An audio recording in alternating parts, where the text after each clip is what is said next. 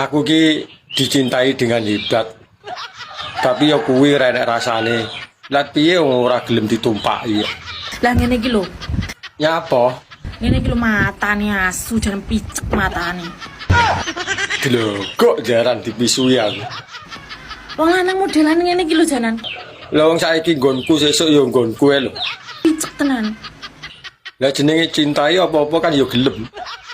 Wong lanang jaman saiki anjen kok ngene lho, Rek. Lah wong jenenge ya normal lho. Ya duwe rasa pengen barang. Sabar-sabar oh, dadi wong wedoke sabar-sabar oh. Lah wong lanang lho luwih sabar wangsam. Sabar-sabar oh. Wong lanang jaman saiki ki diwehi ati malah njaluk pepek. Lah piye wong tarah sak paket lho. Diwehi ati malah njaluk fefek ki yo ngene iki. Mas, mbok yo ngerti yo. Lah wong lanange kurang ngerti apa jal. Wedokanmu ki lek gak gelem ditumpaki iki menjaga kesuciane demi awakmu sok mbene. Lah wong sok mben karo saiki lho ya padha ae. Sing ngrasakne lho ya aku. Kok lek awakmu diwehi saiki?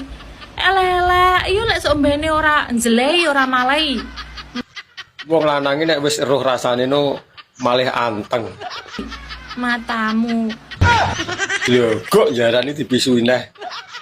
Lek saiki bolak-balik numpaki engko pas anu sisuke ngomong, "Malah Dek, aku tak golek rasa liyane, rasamu wis koyo ngene ae."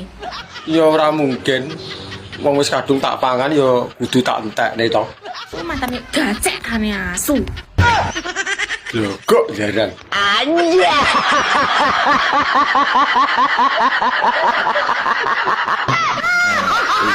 Ini parah ini.